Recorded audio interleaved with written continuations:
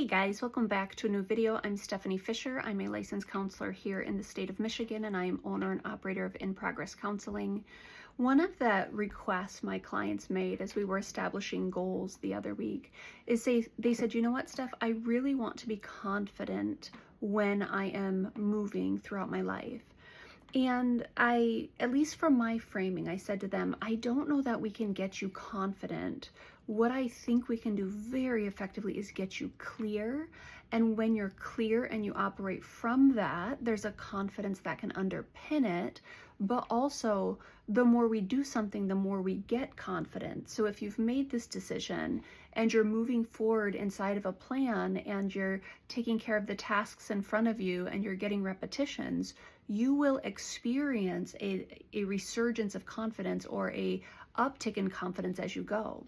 But the reason we can't promise confidence is because life has so many transition points to it that I have to navigate the distress of a change. And then as I, go through growth steps within that change, confidence emerges.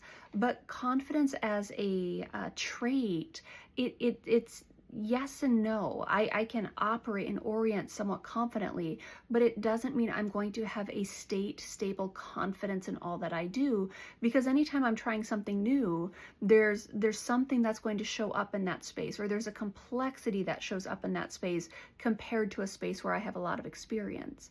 So for example, if I started a school training program, we know that early on informative processes around career and identity formation, there is like this enthusiasm that shows up, and then there's this swell of anxiety as someone kind of sits in the tension of hearing all the things that will be required of them in the program.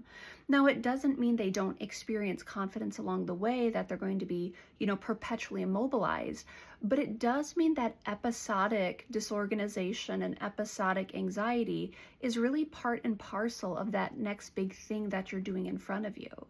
If I sign up to do something that's beyond my current capacity, so let's say I'm skilled at running a 5K, but I decide to start towards a 10K and training and I sign up for it, there is going to be an element of, yeah, I conceptually think I can do that, but also the growing pains of coming to the place where I can confidently participate in 10Ks either once or maybe habitually. But there's this place of disruption or disorganization or more, simply uncertainty that will propel a sense of anxiety or a sense of overwhelm as we're taking on new steps and going in new directions. It's completely normal. So when I'm saying to the client, I think we can operate from clarity, what I'm saying is when we slow everything down, when we figure out the ethics from which we are operating, when we figure out the steps we might want to take in whatever direction, whether it's career formation, whether it's a significant relationship, perhaps it's a geographic shift, perhaps it's, going through some sort of formative process. Once you have that pathway, I don't think you have confidence, but if you have clarity and you know the steps, then we're going to gain confidence as we go. Now, I cited a long time ago, there was a 2012 article that talked about fear and entropy, and I delighted in that conceptualization because it's talking about the moment I sign up for something and submit myself to it, that's where the greatest point of overwhelm can typically happen because I have the most tasks yet to accomplish. So if I have signed up to build a house and we're breaking ground, I can both be excited that we're breaking ground. Hey, breaking down, I think that actually applied here.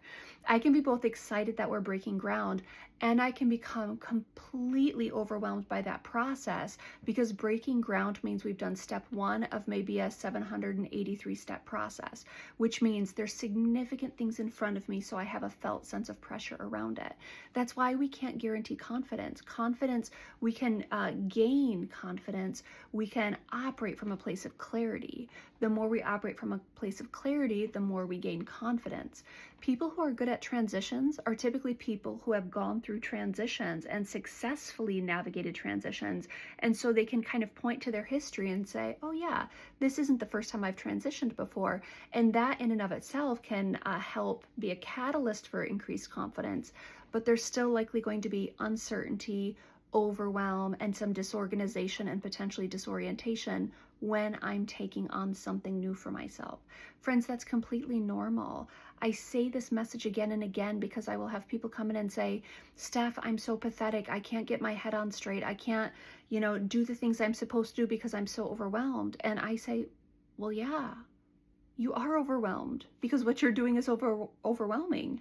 The context fits, your emotional experience fits, and the more you do it, the more you're going to get confident that you'll be okay in this process. And also, we're operating from a place of clarity. We don't typically start with confidence.